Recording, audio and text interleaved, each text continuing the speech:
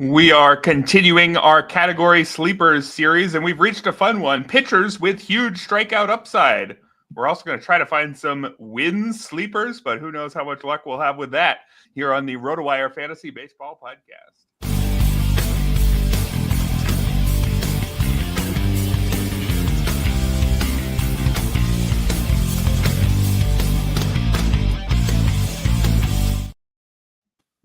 Welcome, everybody, to the Saturday edition of the RotoWire Fantasy Baseball Podcast, brought to you by Fantrax. Erik Halterman here with Ryan Boyer. And Ryan, it is going to be our Category Sleepers podcast. We are continuing our tour through the categories. We are reaching strikeouts and wins today. But real quick, before we get to that and the headlines, you are also my TGFBI co-contestant here. We got in a league together, picking 6 and 8. Are you winning the draft? Is the league over? Should we play it out? I'm not super thrilled with how my draft has gone, particularly the beginning. I took Gunnar Henderson at 6, and I can't remember how the timing broke down, if it was before his injury or just in between when we found out that it was an intercostal strain. Either way, it's a little bit of a less rosier outlook for him now since I made that pick. And it also talked me into, because I already had a shortstop and I took Zach Wheeler with my second pick. I was considering Trey Turner with my second pick instead of thinking that I could get a pitcher on the way back. But since I already had a shortstop, I went for the pitcher. And then it was basically Rafael Devers or another pitcher in my mind for the third pick. It was just kind of a domino effect that didn't work out my way for the first few rounds. I hope I've rebounded since then, but I wasn't crazy about the start I got off to. Yeah, you ended up going, 7 straight hitters, rounds 4 to 10. So you've got the chance to make up for a lack of early hitting there. My weirdness in the first 2 rounds was that Paul Skeens fell all the way to the middle of round 2. I got him with the 23rd overall pick. Yeah, how did that happen? Nobody took a starting pitcher until pick 20, Tarek Skubal.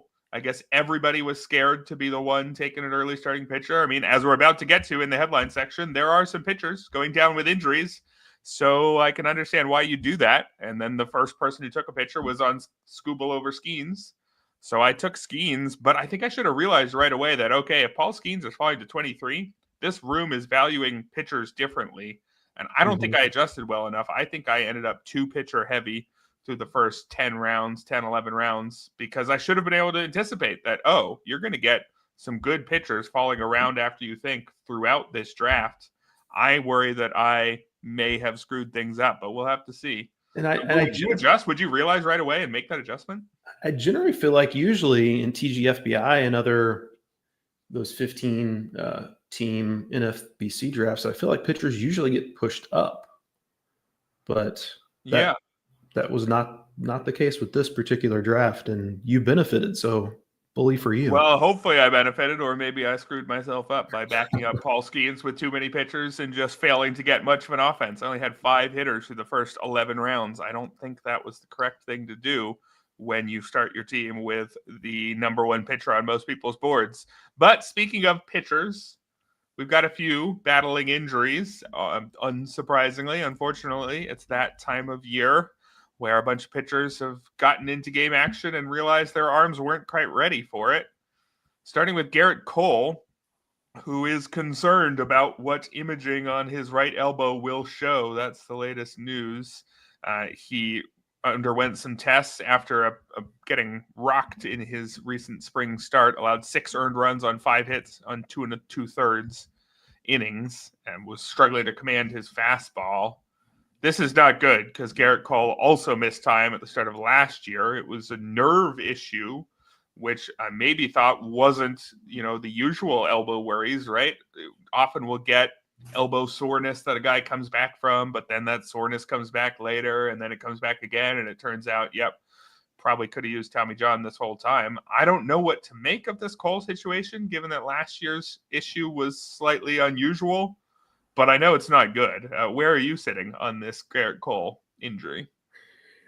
Yeah, we're used to players always having the most optimistic outlook about their own injuries. So when one admits that they're both concerned verbally, and he reportedly just had a pretty down disposition when he was being interviewed about it, doesn't feel like a great sign.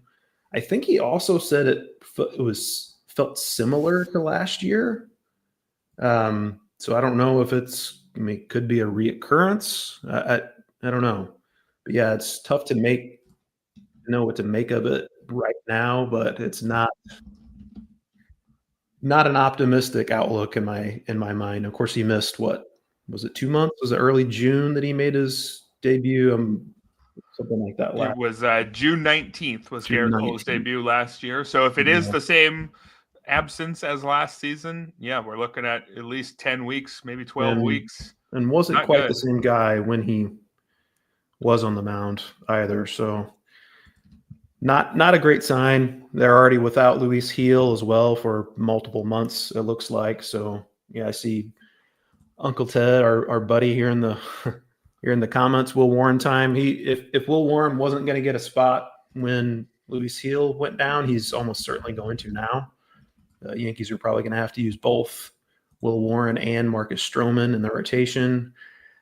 I've got to think they're probably going to have to, if the Cole injury is a multiple months type thing, or God forbid season ending Tommy John or whatever, they're going to have to get some pitching, I would think.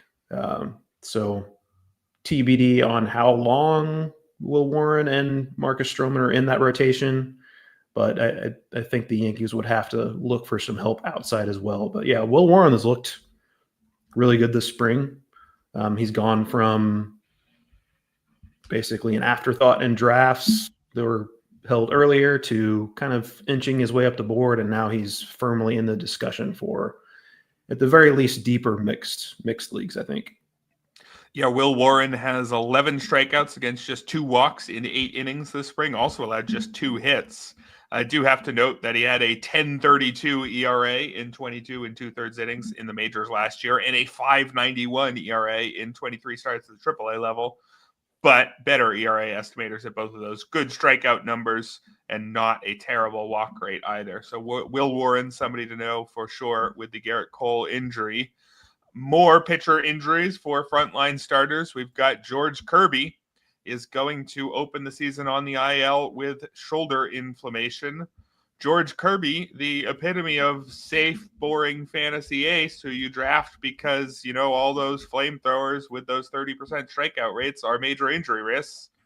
Well, here's George Kirby going down. What do you make of all this? Do we just throw our hands up in the air and say we know nothing? Just draft the pitchers with good strikeout rates because they're all going to get hurt? I mean, how do you approach this?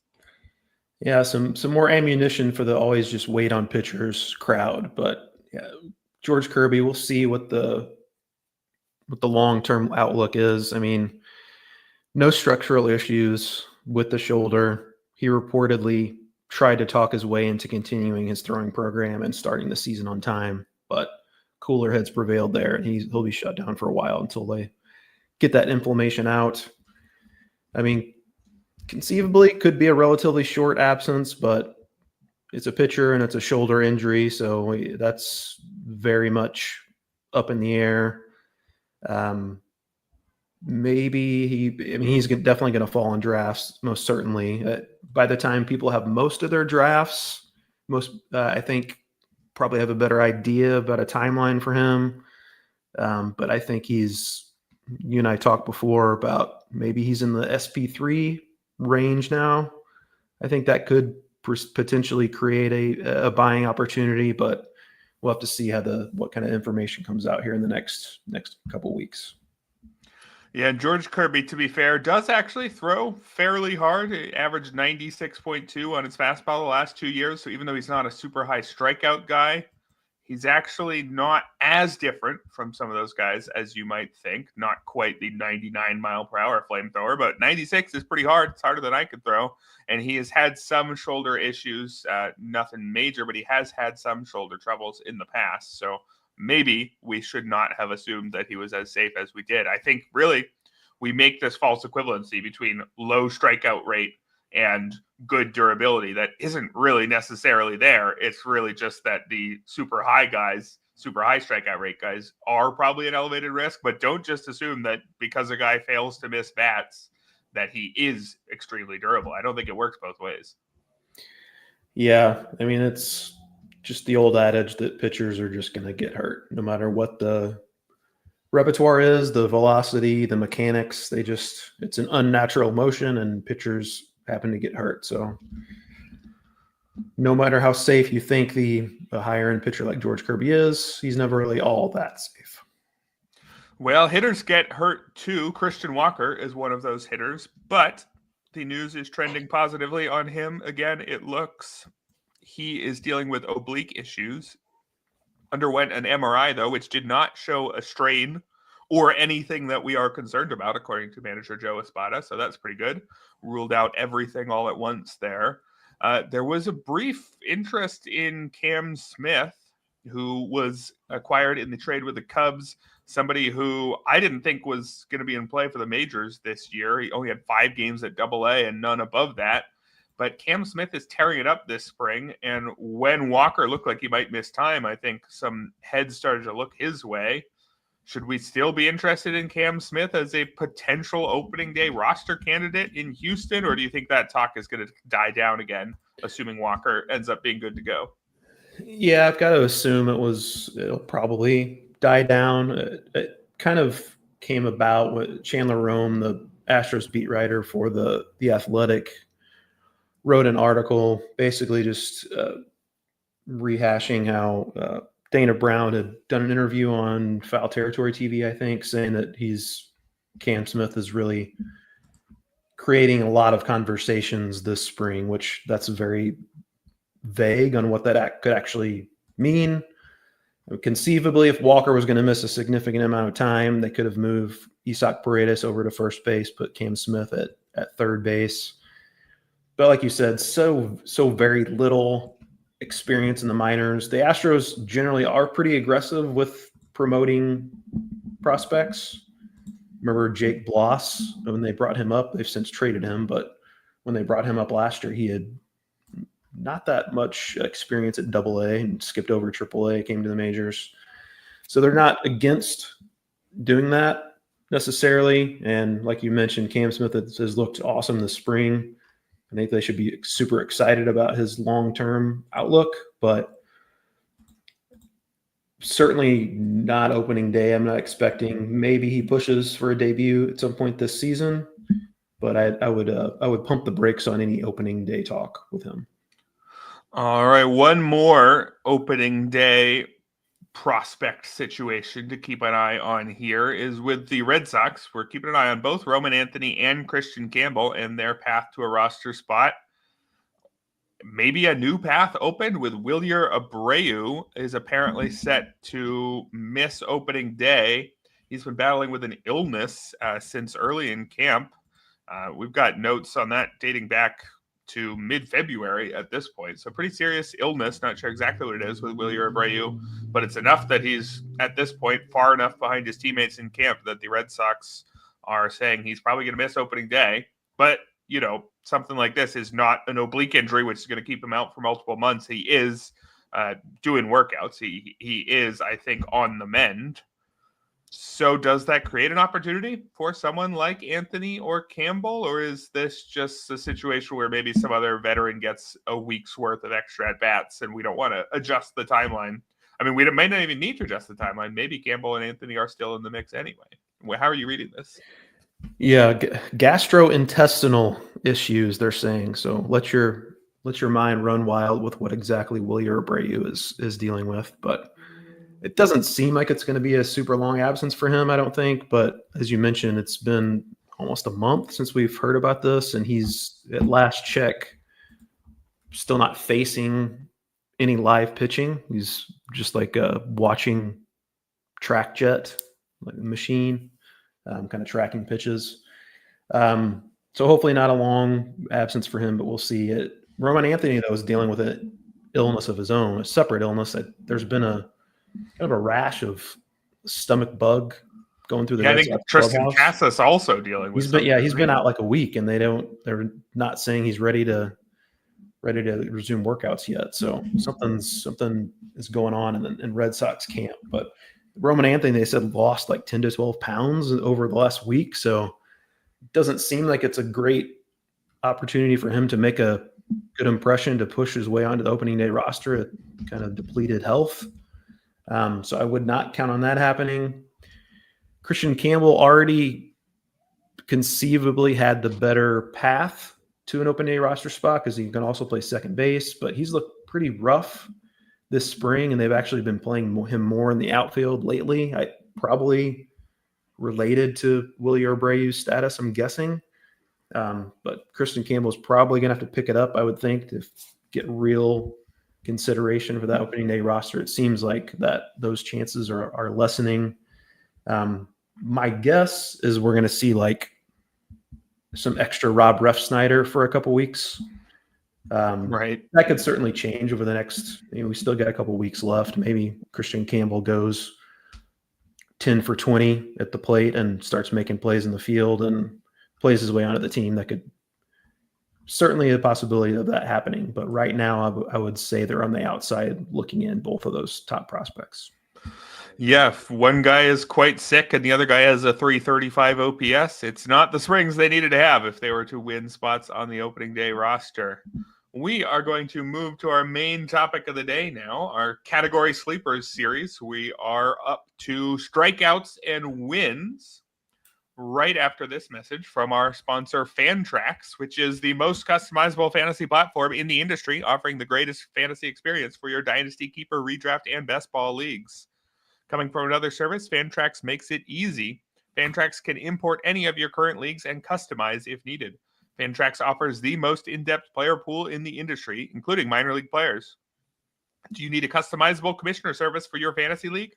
Fantrax offers more customization than any other platform. Waivers, categories, scoring system, schedule. Fantrax offers custom solutions for all that and more. And it's all free. Sign up for free today and be entered to win an official MLB signed jersey from Vladimir Guerrero Jr. Simply go to fantrax.com/RotoWire and sign up today. That's fantrax.com/RotoWire. Fantrax, the home of fantasy sports. And welcome back, everybody, to the Saturday edition of the RotoWire Fantasy Baseball Podcast. Erik Halterman and Ryan Boyer here. We have reached, I think, maybe my favorite category of sleepers. Out of all the 10, if we were to pick category sleepers, I would rather just pick strikeout sleepers all day. I mean, I love pitchers with strikeout upside. This is by far the most fun type of pitcher sleeper. I think it's more fun than any type of hitter sleeper. I've been asking before all these categories, what makes a good sleeper in this category? Is there even a question to ask here with strikeout sleepers? I mean, it's guys who get a lot of strikeouts. Is there anything else you're considering? I mean, you could consider, this is a counting stat, are you trying to get guys who you are very sure are going to be in the rotation all year? Or are you saying, you know what, it's a strikeout sleeper. I'm going to get a lot of strikeouts in April, and then I'm going to find somebody on the waivers who has a lot of strikeouts, and I'm going to pick them up in May, and then I'm going to get another guy in June, right? You can sort of do that with these high strikeout arms. So what were you looking at when you were putting your list together? Yeah, not a ton to break down in that regard. I mean, it's pretty self-explanatory with your strikeout sleepers. I would say one thing that people can overlook sometimes, I think they downgrade some guys when they just look at the K per 9 or the K percentage, and they're not considering that guy might provide lots of bulk innings wise.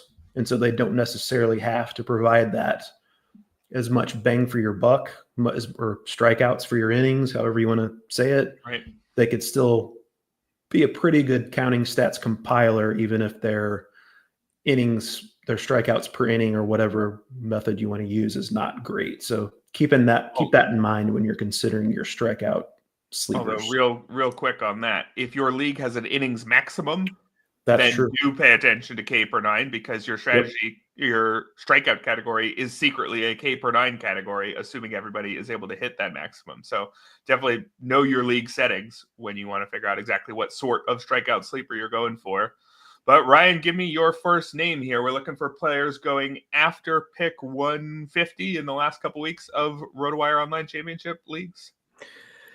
Yeah, kind of debatable how much of a quote-unquote sleeper this guy is, because he had 185 strikeouts already last year.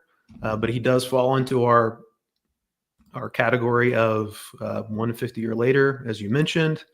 That's Brandon Pfaadt of the Arizona Diamondbacks. Had an elevated ERA last year, but the ERA indicators were much better. He also had 6.51 ERA from August to September that had that ERA up higher, but also had a 3.67 FIP during that stretch. And most importantly, since we're looking at strikeouts, he had a 70 to 15 strikeout to walk rate over 55 and a third innings during that stretch, which included 3 10-plus strikeout games. So piling up strikeouts by the truckload. He also did that in the minors, led all of the minors with strikeouts in 2022. His last full season there had 218, which is a pretty crazy number for a minor leaguer. It's pretty rare that someone gets to that 200 level in the minors. And as I mentioned, with bulk and workload, he got built up to 181 and 2/3 innings last year. That's higher than most of your youngish starting pitchers. And Pfaadt for his career is striking out just a little over a batter per inning. But when you're given that bulk, he's already crossed the 180 inning threshold. He could conceivably get up to 200 this year. So if you're going to strike out a guy per inning at that rate, that's pretty valuable for a guy who can be had in the 160, 170 range in your draft. And I think his ERA is going to correct this year as well. So I would expect something in the 3s and not over 4 like last year. Yeah, Brandon Pfaadt's got a lot going for him as a sleeper. He's got the youth. He's got the ERA estimators that like his talent more than the actual ERA does. And then he's got that strikeout upside that makes him fit today. So I like that one a lot. My first guy here, maybe less of a sleeper, more of a mid to late round strikeout upside target, is Nick Pivetta.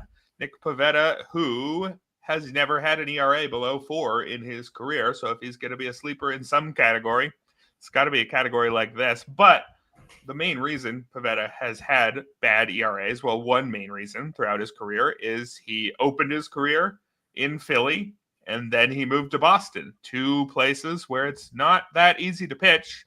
Particularly some home run issues can pop up at both of those places. And Pivetta has home run issues for his career, 1.5 homers per 9. But he's got the strikeouts, and he's got a respectable walk rate as well. For his career, he's at a 26% strikeout, 8.5% walk rate. But he's actually been improving in strikeouts. He was at 24.5% through his first 6 seasons. Over the last 2 years, he's averaging an even 30%, which is excellent. You are not going to get a 30% strikeout rate without major flaws at this range of the draft. You can still get Pivetta around pick 185 over the last couple of weeks. I don't think you're going to get a good ERA, but you might. I mean, the ERA estimators the last 2 years, particularly Sierra, really loves Nick Pivetta, 336 and 331. He's underperformed his ERA estimators throughout his career, mainly because of that home run problem, but the home run shouldn't be nearly as much of an issue in San Diego. And hey, even if they are, he still fits this category. You're still going to get a lot of strikeouts. And that's really how I like to build my pitching staffs. Build around the thing that you know is reliable year over year. That's strikeouts. Hope you get the rest. And Nick Pivetta fits that to a T. So he's my top guy here. Yep. Pivetta, I mean, you could make an argument that if he has some BABIP pluck, I think in his new surroundings, he could even be a potential Cy Young type sleeper.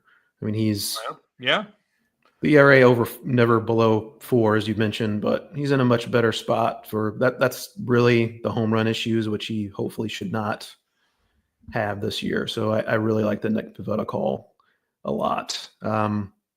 Taj Bradley, my next guy. He was really kind of an interesting season for Taj Bradley last year. He had a stretch where he was, arguably the best pitcher in baseball. At least that's what the numbers said. The overall numbers came down, though, and that's largely due to just a dreadful August. He had a 10.41 ERA, just an 18-10 strikeout to walk rate over 23 and a third innings in August. You look at his numbers otherwise, 2.83 ERA, strikeout rate of nearly 30%, aside from that one terrible month. I will say, as I've harped on often on our podcast, I'm worried about I'm bullish on the Rays hitters this year because of their new park. Not so much the Rays pitchers. Taj Bradley has had home run issues as well, and that's when his home park was Tropicana Field. So those problems could manifest even worse this year at George Steinbrenner Field. But fully expect the strikeouts to be there in abundance. He's got plenty of swing and miss stuff also working. I saw on a cutter this spring, which he hopes actually combats those home run issues to some degree. So we'll see how that new pitch works out for Taj Bradley. But even if the ERA is hurt a little bit by his new park, I'm expecting plenty of strikeouts. Yeah, I like Bradley a lot. Despite that park has the ingredients I'd look for in a sleeper. He's young. He's already striking batters out, and he doesn't really have weaknesses. Other areas, about a league average walk rate and ground ball rate. If he's just the same guy, you're getting strikeouts and you're getting a decent performance other than that. And with that youth and the prospect pedigree, maybe you're getting more than that. My number 2 guy on the strikeout sleepers list is Nick Lodolo, who I got to fit in some list somewhere. Love Nick Lodolo as somebody who I can still get as, an SP5 in a deeper league. I believe that's where I just drafted him in TGFBI. Nick Lodolo has reasons not to like him. The park, for one, in Cincinnati is a pretty major one.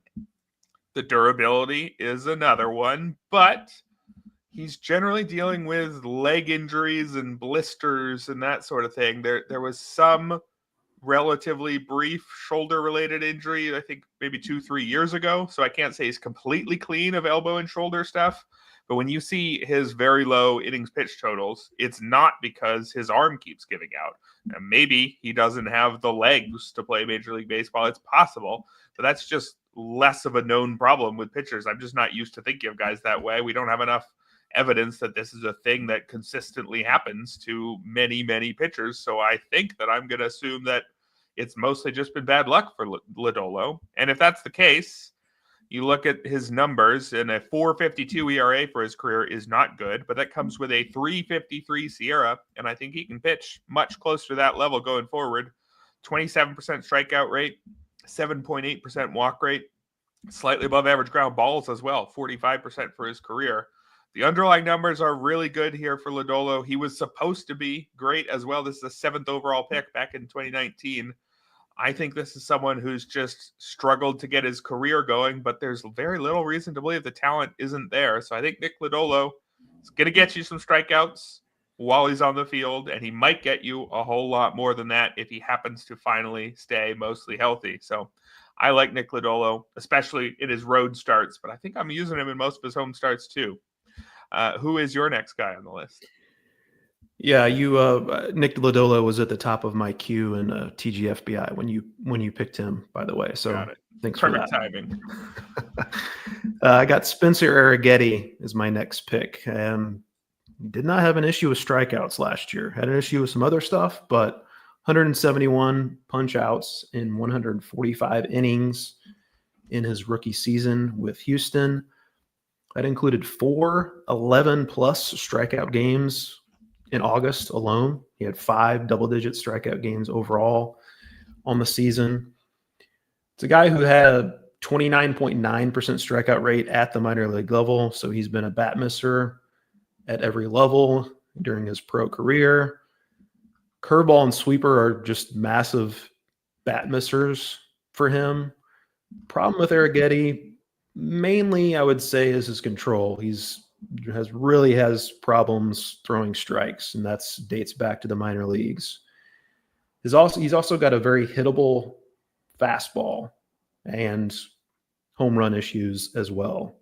So not a well-rounded pitcher unless he changes some things. Maybe he needs a pitch repertoire adjustment. Maybe he simply just needs to throw fewer of those fastballs. But I'm very confident that he's going to miss plenty of bats. I think the Astros are committed to him in the rotation, and those strikeouts are going to pile up even if he has some rough outings here and there like he did last year. But he generally is you mentioned guys that you like to target, youngish guys with strikeout upside, and he fits that to a T right there. Yeah, I like how your list definitely all has youth on their side, a reason to believe that they could be even better than they have been so far. My next guy on the list is somebody who I thought about taking off of it because I don't know if I actually like him that much, but I think he fits into this category pretty well, and others like him more than me, so he deserves a mention. That's Edward Cabrera of the Marlins. Edward Cabrera, I think, is going to be a shutdown closer one day. I think he has all the hallmarks of a pitcher who does not belong in the rotation. He can't find the zone, and he can't stay healthy, but he can miss bats. This is exactly the storyline behind many pitchers who move to the pen and go on to have success. So I'm super excited for all the saves he's going to pick up in 2027 or whenever they come. But for now, Edward Cabrera is still a starter for the Marlins, and Marlins Park is a great place to pitch, and Edward Cabrera still gets strikeouts. Strikeout rates of 26, 27, and 26% the last 3 seasons. And, he's actually, if you look at K per 9, he looks even better because he walks so many batters that his innings are long, so he's going to squeeze in more strikeouts per inning, even with a merely above average strikeout rate. Basically, this is just a case of I want to give him one more chance, and he's late enough in drafts, particularly in a 12-teamer, where pick up the strikeouts that Edward Cabrera offers you in April and May when, hey, he's either pitching at home or he's probably pitching somewhere cold, so it's a good time of year. And then he'll get hurt, and you'll probably go for more strikeout upside off the wire. So maybe I'll slip in one bonus name at the end of this section just so I have 5 guys who I actually like. But I think Edward Cabrera fits the category so well and has fans who are good at analyzing pitchers beyond me. So I'm willing to mention his name here, even though I think that he really should be a closer sooner rather than later. Yeah, what do we can we find a futures bet on Edward Cabrera being like recording 40 saves for the Dodgers, the Rays, or somebody in 2027? Because I'm with you that's a move that, I mean, I get it. You want to see him fail as a starter, completely fail before you give up on that dream. But I think we're probably there at this point. I've fallen for the Edward Cabrera trap before. I'm with you that he's probably should be in the bullpen by now, but certainly plenty of strikeout upside he has flashed at times in the past. Another guy with strikeout upside, MacKenzie Gore, 2.91. Got up to an amazing start last year, a 2.91 ERA, 72-17 strikeout to walk rate in 58 2/3 innings in April and May. It looked like he was ready for a full-on breakout. Then the next 14 starts happened, and he had a 6.18 ERA, less than a strikeout per inning. Then he rebounded again. His final 7 starts, a 1.55 ERA, over a strikeout per inning down the stretch. So a bit of a roller coaster ride MacKenzie Gore took us on last year, but I think we saw a lot more good than bad on the whole, especially when it comes to his non-fastballs. He had a 37.3% whiff rate on his 4 non-fastball pitches, which is just a crazy good number. Even had a 22.6% whiff rate on his 4-seamer, which isn't a bad rate for a 4-seamer. But the problem is he uses it a lot, more than 55% usage with that 4-seamer. None of his other pitches garnered even 20% usage. As much as he gets whiffs on those other pitches, would be really nice to see him up the secondaries. I think we could have even more strikeout upside there. But MacKenzie Gore, as many ups and downs as there were, he's proven durability now, which is something we had worried about with him in the past. I think he wound up making 32 starts last season. So he has the durability. He's got the pedigree. He's got the strikeout upside. I think with a little bit of a pitch mix adjustment could take him to another level. And even if he just basically repeats what he did last year, probably going to be a pretty solid source of punch outs. Yeah, who knows if the potential star that MacKenzie Gore looked like he was, if that's still in there. If you draft him and you think there's even 2-3% chance that it is, you'd certainly take that, because the guy he is now as a non-star is still fine and can still get you a lot of strikeouts. I'm going to go with another Washington National, but somebody who is not quite guaranteed to make the rotation. Somebody who's got a fan here in the chat, DJ Herz. DJ Herz can miss bats, which you can't say of the other contestants for. How many spots are even open in this rotation? I'm not sure which ones we want to call actually open, but it's MacKenzie Gore will be the ace for the Nationals, and then Jake Irvin, Trevor Williams, Michael Soroka, Mitchell Parker, DJ Hertz, Shinosuke Ogasawara. The only guy here who can miss any real bats at anything close to an above average rate is DJ Hertz, and he misses them at much more than an above average rate. He had a 28% strikeout rate as a rookie last year in 19 starts. Now, Hertz also had a 9.4% walk rate, which is bad, but that walk rate was typically much worse in the minors. And now there's two ways we can interpret that. We could say he got hot in the majors for a couple months, and that bad control is going to regress, and he's going to be, 13% walk rate, nowhere near starting caliber this year. That's possible.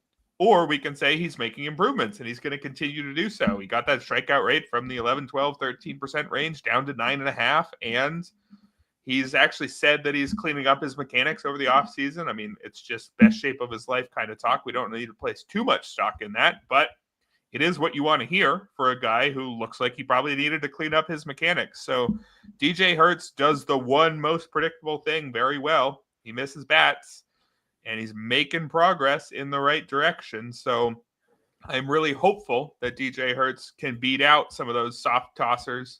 I'm not positive he's going to, so the price better be cheap.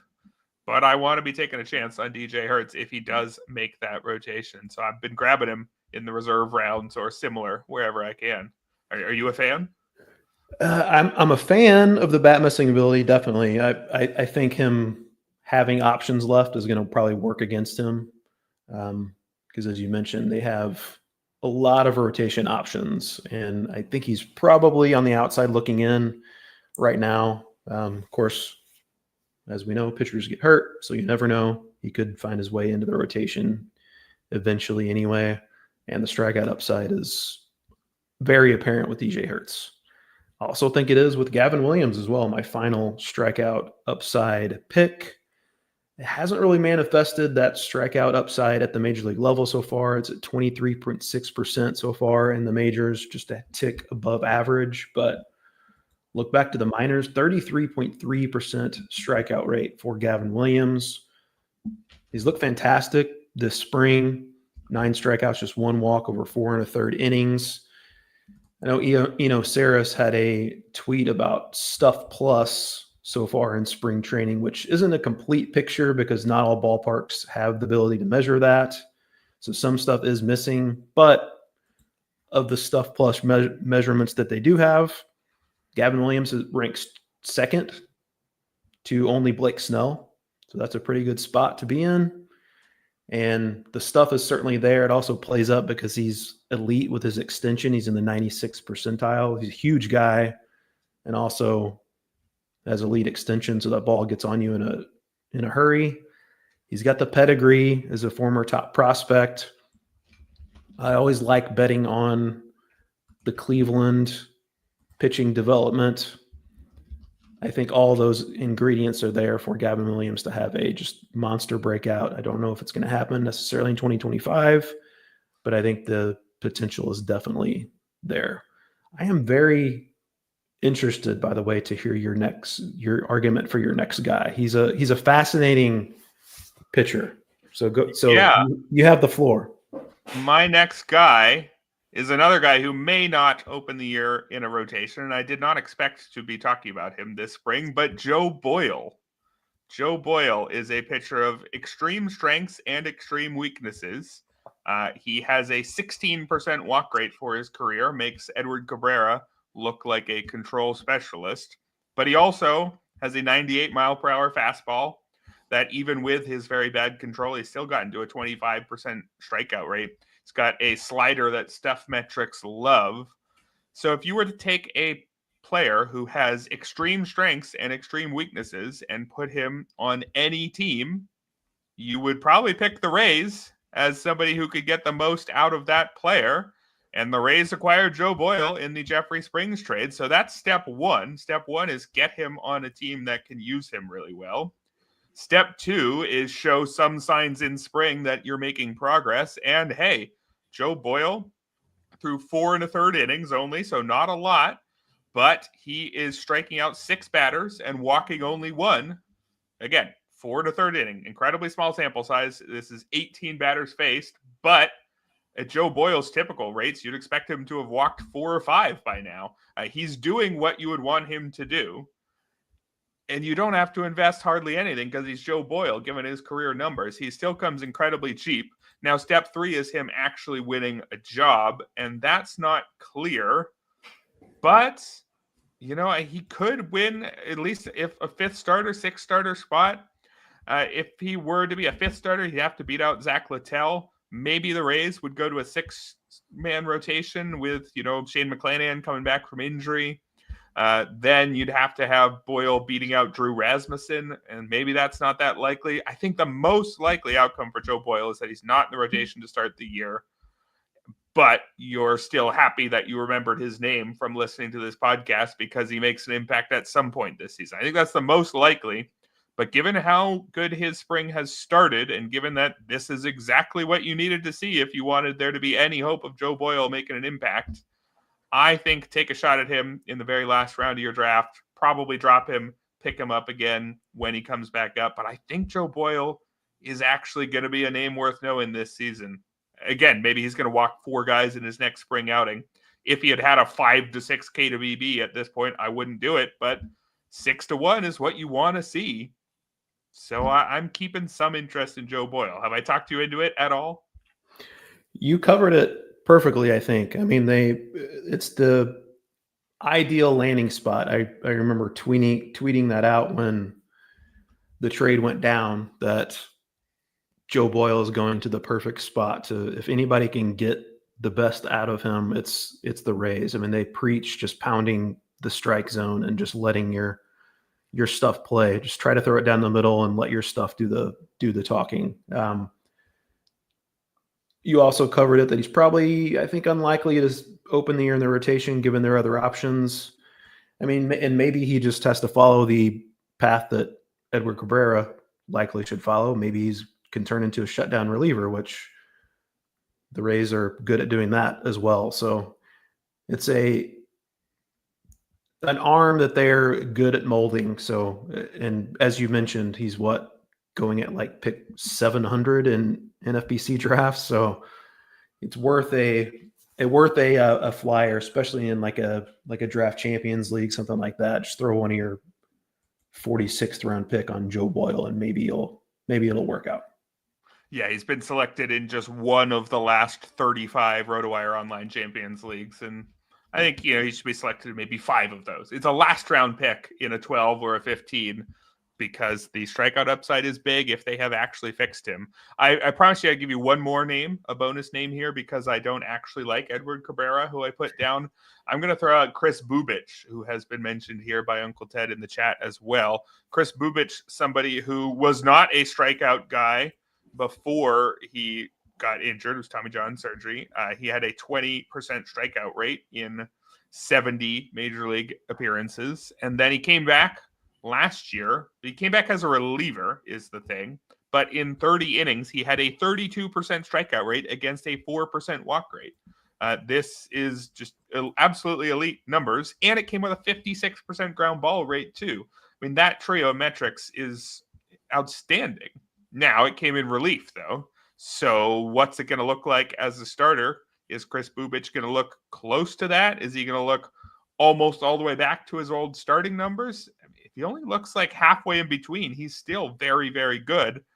And it looks like he's going to be given a chance to open as the Royals' 5th starter. So given those, I can't overstate how excellent these numbers were. 2.67 ERA, expected ERA 181, a SIERA 205, xFIP 204. I mean, you never get the ERA estimators down near 2. Again, 30 innings in relief, a different role than Kris Bubic is going to be playing this year, but just how absurd he was in relief means he can fall very far and still be a pretty interesting starter. So I got to make sure I'm getting Kris Bubic on a couple of my pitching staffs. Are you in? I've gotten him multiple shares of Kris Bubic as well, so I'm definitely in. I don't know what the workload is going to look like. I mean, he's hardly pitched the last 2 years, but he's logged enough innings in the past that they don't necessarily have to be too strict with his workload. It just depends on how they want to handle that situation. But I'm with you. He's Kris Bubic is definitely interesting if he breaks camp in that rotation, which he certainly looks like he will. All right, we will move over to our win sleepers right after this message from our friends, the NFBC and the NFBC RotoWire Online Championship in particular. The NFBC RotoWire Fantasy Baseball Online Championship is live. Play fantasy baseball against your favorite RotoWire experts on NFBC this baseball season. And by your favorite experts, we of course mean Jeff Erickson, James Anderson, Clay Link, and more. Hello, it's me, more. Those guys will compete in the RotoWire NFBC Online Championship for a shot at $150,000. Sign up for a draft today at rotowire.com/high stakes. That's rotowire.com/high stakes. Welcome back. It's more and etc. here on the RotoWire Fantasy Baseball Podcast. We are going over our category sleepers, and we have reached wins. And Ryan, I got to ask, what did you do to put together a list of win sleepers? How do you even target a win? Ideally, I like to target guys that pitch a good number of innings and do so for good teams. I mean, that's Fair about enough. As unpredictable as wins can be. That's kind of the best formula you can follow to try to squeeze as many wins out of your pitchers as possible. So hopefully these pitchers fall into those categories. Yeah, these are almost general sleepers for me, right? These are just guys who I don't understand why they're going quite as cheap as they are, and they pitch for a good team, so they count. Pretty straightforward on my end. So who is your first win sleeper? I've got Zach Eflin. It looked like he might be taking a big step forward in 2023 with that strikeout rate, but last year came back down to more of his career norm, but still plenty effective. Zach Eflin was on the whole. Had just 5 wins and 19 starts with the Rays last year, with their offense struggling mightily. Then he went to Baltimore, picked up another 5 wins and just 9 starts down the stretch with the Orioles. Had 16 wins with the Rays in 2023 when their offense was less bad. I fully expect more offensive support in Baltimore with Zach Eflin. He's proven to be pretty durable the last couple of seasons. That wasn't always the case with him and during his days with the Phillies. I know he had lots of knee issues, but more durable now. Pitches pretty deep into games, playing for a really good team, and he's fairly cheap. So that's a win sleeper in my book. Yeah, I think Zach Eflin certainly fits. I think I need to get my impression of his durability updated. I think as a Phillies fan, I had seen him struggling to remain in the rotation for a few years at the end there, but he's been healthy for a couple seasons and it wasn't arm stuff. So I think that Zach Eflin is totally fine and is a good win sleeper. I will go from a former Philly to a current Philly, Cristopher Sanchez. I don't know how much he counts as a sleeper. He's moving up the board, but he still qualifies. We are talking about pitchers who go after pick 150.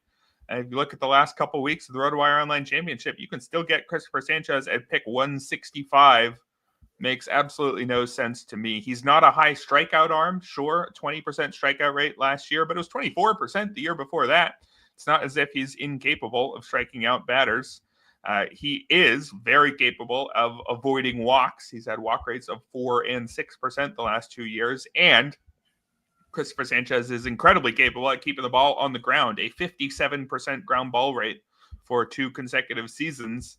I look at this whole profile and I see Framber Valdez, I see Max Fried, I see two lefties who have proven that you can be, if not quite a fantasy SP1, although maybe some of them have been in their best years, a very solid SP2 despite lacking elite strikeout numbers. I think Cristopher Sanchez should be in that tier. I think we will be drafting him right next to Framber Valdez next year. And I don't know what more people need to see. I mean, there was 18 starts 2 years ago, 31 starts last year.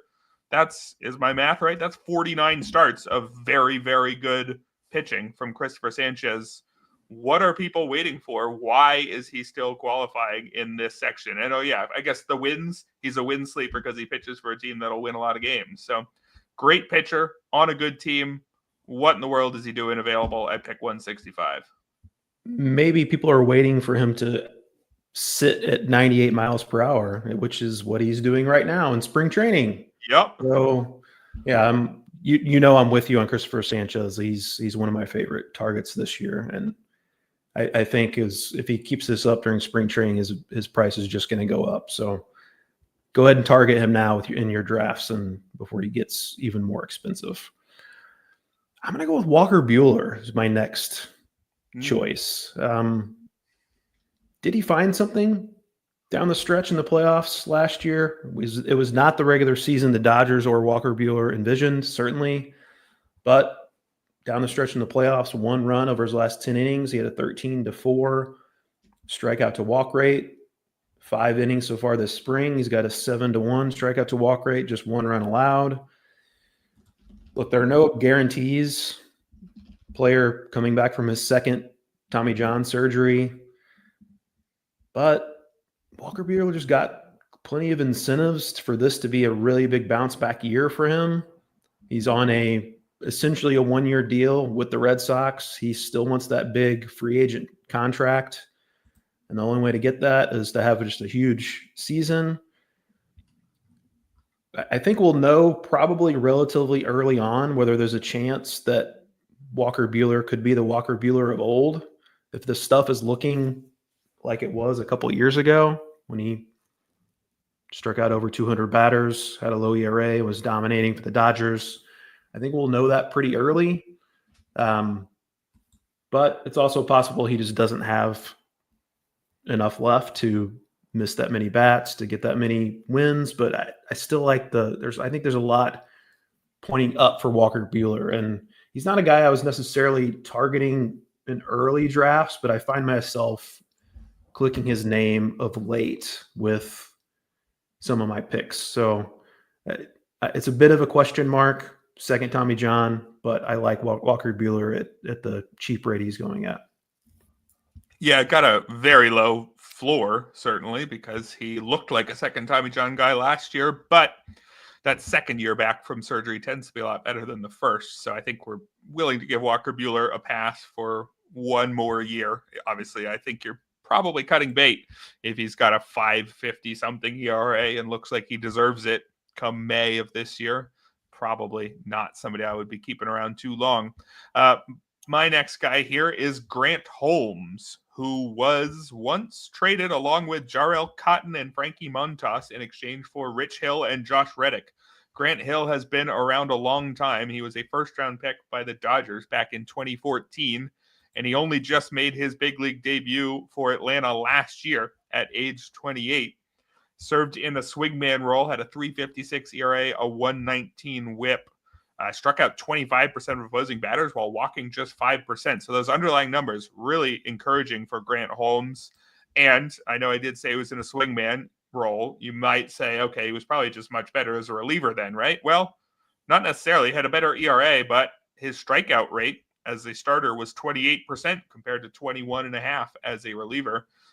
Walked a few more batters, but still a 6% walk rate as the starter. So everything under the hood suggests that he can get it done over a starter's length workload. And if he does, he could stay in the rotation, maybe even all year for Atlanta. His odds of opening in the rotation are extremely high. There was already one spot open at the back, and with Spencer Strider out for the first month or so, there's going to be 2 spots available. So Grant Holmes almost definitely taking one of those. and then he'll just have to outpitch, an Ian Anderson, Bryce Elder, AJ Smith-Shawver to keep it all year.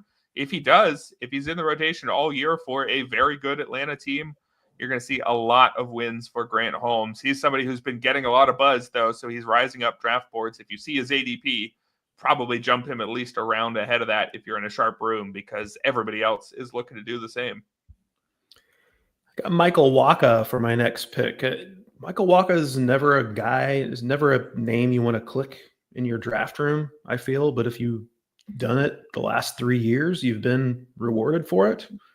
38 wins over the last 3 seasons, compiled a 3.30 ERA. Plenty of past durability issues with Michael Wacha, but between the regular and postseason last year, compiled 175 and a third innings. That's his most since 2015. The workload was better. He's figured out the right pitch mix. The changeup has always been good. Kansas City is on an upward swing, we think. And Michael Wacha, again, the upside is not high, but he doesn't walk batters. I'm not going to call him durable, but he was durable, pretty durable last year. Has a chance to hit 180 innings this year for what should be a pretty good Royals team. So if I'm going with a win sleeper who's very cheap in drafts, I think Wacha qualifies. Yeah, not that we just want to use past wins to predict future wins, but 11, 14, and 13 the last 3 years for Michael Wacha. ERAs is 332, 322, 335. Not necessarily the numbers I would have guessed before opening up his page. He feels like somebody who's been falling off, but he has not. He's remained remarkably solid. It just feels like he's going to fall off next year. Hasn't happened yet, so keep going for Michael Wacha. I've got another veteran here, Matthew Boyd. And Matthew Boyd, I'm still looking back at his 2019 season and wondering what happened there. He, out of nowhere, struck out 30% of opposing batters with a 6% walk rate, too, and had a terrible 4.56 ERA. Well, not terrible, but bad. ERA estimators much better that year, 3.61 SIERA.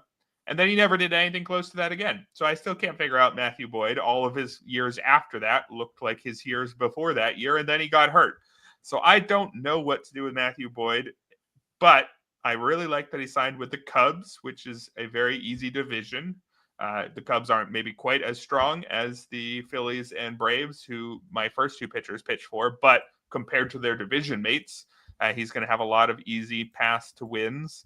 And Matthew Boyd, I said he didn't quite get back to that level from that 2019 season, but he did get his strikeout rate all the way up to 27.7% last year, which is the second highest of his career. That was in 8 starts for Cleveland. So an encouraging sign. I think there's 2 versions of Matthew Boyd. One of them is just the boring innings eater who strikes out a league average number of batters that you're almost definitely going to see that guy this year. If that's all Matthew Boyd is, he's a competent starter on a pretty good team in a bad division. That sounds like a win sleeper. And then there's this tiny upside where he's shown us strikeout ability every now and then. And if he gets that back, suddenly there's way more upside than you would expect for a pitcher of his age in this round of the draft. So I think you're just getting some wins, but maybe there's a tiny bit more here with Matthew Boyd. Yeah, I think you could have conceivably put him in our first set of category sleepers with the strikeouts too. So he's certainly shown the potential there. Merrill Kelly going to be my next pick. He's a guy I've talked about on this podcast already. 25 wins from 2022 to 2023.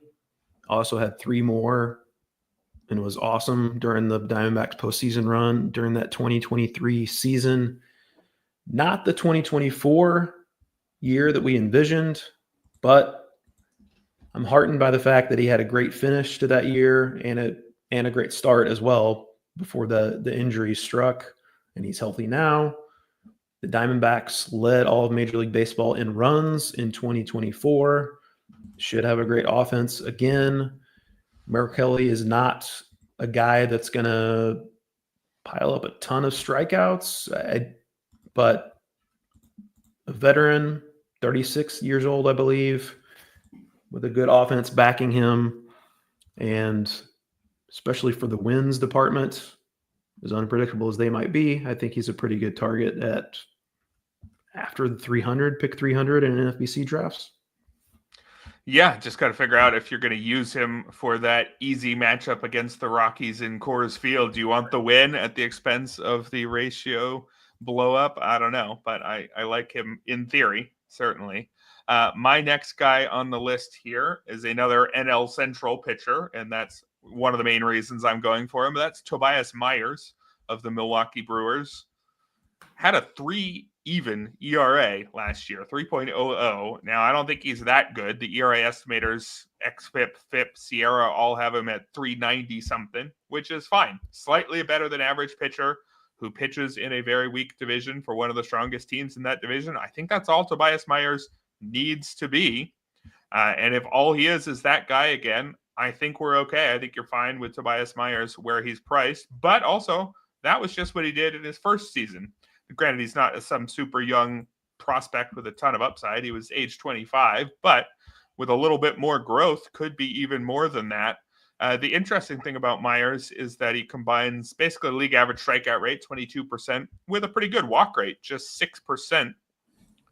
Looking at some pitchers who had similar-ish numbers last year, there aren't, let's see, who are some guys who are walking about 6%?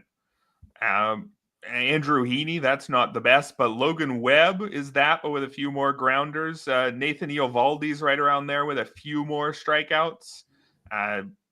Corbin Burns was at 23 and 6. It's not too different there. So there's some pretty good pitchers who keep the walk rate in the 6% range and have an unremarkable strikeout rate.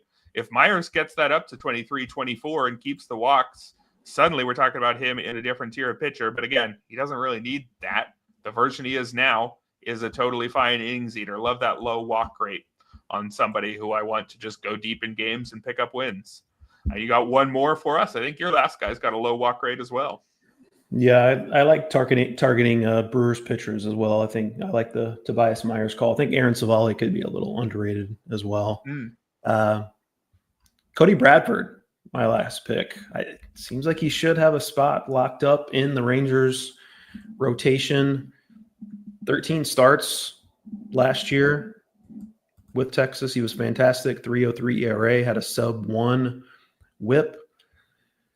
Kumar Rocker and Jack Leiter are lurking, and one or both could wind up in the Rangers rotation, but that Rangers rotation also is currently occupied by Jacob deGrom, John Gray, and Tyler Mahle. So I think there's still going to be starts for Cody Bradford to be had. The Texas offense, I think, is a good bet to rebound after a disappointing 2024 season. They've got veterans that should be a little better. They also have the young guys, Wyatt Langford, Evan Carter, who could take a step forward. I think that offense could be pretty good. Added Jake Berger as well. I like Cody Bradford as kind of an underrated option. Not going to pile up a ton of strikeouts, but he's a super good source for whip, and I think he's going to pick up a good number of wins with Texas. Yeah, the trick with Bradford is just trying to figure out, is he definitely going to be in that rotation to start the year? If he is, then it's a lot easier to draft him. I'm totally with you on expecting him to make quite a few starts this year, even if he doesn't open in the rotation. But does he have the upside to stash if he doesn't win the job? I think that was probably trending towards him winning it. So I think I do like him as a late round wins sleeper here. To wrap up our wins sleepers, I'm going to go with David Peterson of the New York Mets.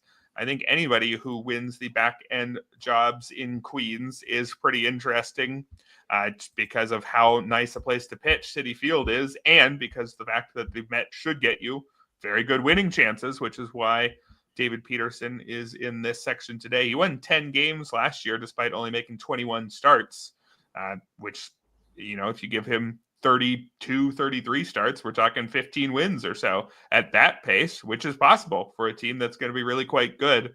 Now, David Peterson, the other reason he has to go as a win sleeper is I'm not sure about the rest of his game, because in past seasons, he's been a high strikeout, high walk, high ground ball guy, where the walk rate was a problem, but it didn't matter too much when he was on his game because he was missing bats and avoiding homers. Of course, sometimes the walk rate has been a problem. He's at ERAs north of 5 in 2 of the last 4 seasons. And last year, he had his best ever walk rate. It was still 9%, though, and the strikeouts came down. I don't totally know where David Peterson is going to fall in any given year, where he's going to strike that balance between striking batters out and avoiding walks. But what I do know is that the whole picture is pretty much good enough when you add in that high ground ball rate and when you add in a very good park and when you add in good winning chances. So I like David Peterson, even if I can't totally figure out who he is. Are you in?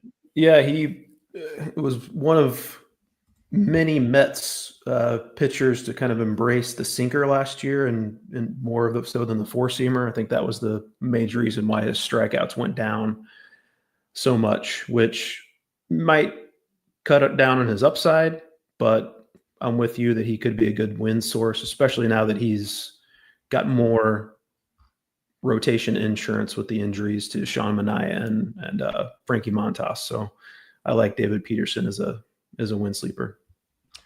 All right, that's going to do it for today's episode. Thank you, Ryan. Thank you for everybody hanging out in the comments. Let us know who your favorite sleepers for strikeouts and wins are if you watch this video after the fact. And we will be back next week. We're going to complete our category sleepers series. I think we're going to have to pre-record this one. I've got some travel next weekend, but we'll be talking ERA and WHIP next week.